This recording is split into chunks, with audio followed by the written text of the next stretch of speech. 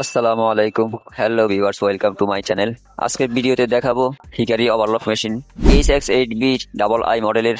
এই মেশিনে রয়েছে কিছু অত্যাধুনিক সেন্সরিং সিস্টেম। এর প্রযুক্তিগতভাবে এবং ফিজিক্যালি দেখতে এই মেশিনটি অন্য 8-10টি মেশিনের সাথে একটু আলাদা। এই ভিডিওতে দেখতে পাবেন কন্ট্রোল প্যানেল, রিসেট, ফরম্যাট এবং ল্যাঙ্গুয়েজ পরিবর্তন করার ফাংশন, এবং পাশাপাশি মেশিনের কিছু ভালো দিক নিয়ে আলোচনা করব, যা দেখে আপনি ভাববেন যে এও সম্ভব নাকি। চলুন তাহলে শুরু করি আজকের ভিডিও। আমি আবু ইউসুফ আছি আপনাদের সাথে। আপনারা দেখছেন ব্ল্যাক লেন্স জোন।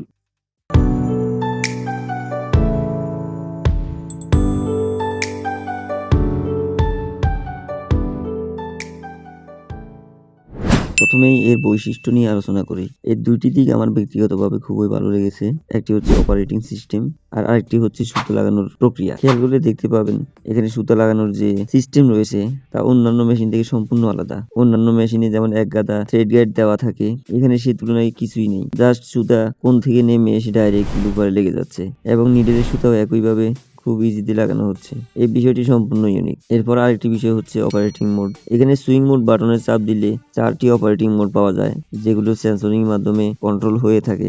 এই দুইটি ইউনিক বৈশিষ্ট্য এই মেশিনকে অন্য মেশিন থেকে আলাদা করেছে। এখন চলুন আমরা দেখে নিই রিসেট প্রক্রিয়া।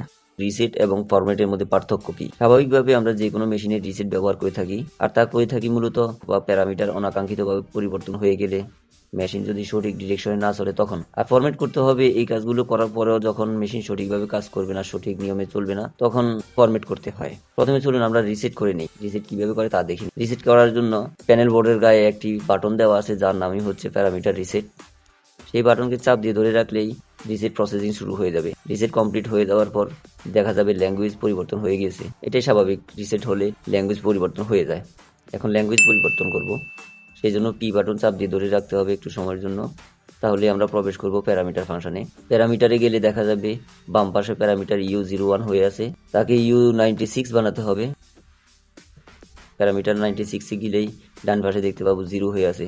0কে মার্ক করে 1 করলেই ল্যাঙ্গুয়েজ পরিবর্তন হয়ে ইংলিশ হয়ে যাবে। তারপর ওকে বাটন চাপ দিলে সেভ করে নিতে পারবো। এখন ফরম্যাট করব। ফরম্যাট করার জন্য পি বাটন এবং সুইং মোড বাটন, এই দুটি বাটনকে একসাথে চাপ দিয়ে ধরে রাখতে হবে। তাহলে পাসওয়ার্ডের জন্য একটি ঘর আসবে। সঙ্গত কারণে আমি আপনাদেরকে পাসওয়ার্ড দেখাতে পারছি না। সেখানে পাসওয়ার্ড দেওয়ার পর ওকে করে ইন্টার করব। ইন্টার করলে দেখা যাবে কিছু নতুন মেনু আছে। ডাউন বাটন চেপে চেপে নিচে ফরম্যাটে যেতে হবে।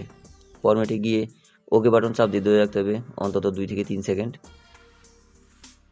প্রসেসিং শুরু হয়ে যাবে।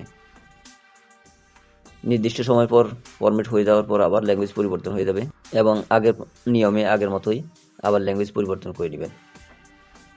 তো বন্ধুরা, এই হচ্ছে রিসেট, ফরম্যাট এবং ল্যাঙ্গুয়েজ পরিবর্তন করার নিয়ম। এই ধরনের ভিডিও আরও পেতে চাইলে চ্যানেলটি সাবস্ক্রাইব করে পাশে থাকবেন। আর আপনার কোনো মূল্যবান মতামত থাকলে তাও কমেন্ট করতে ভুলবেন না।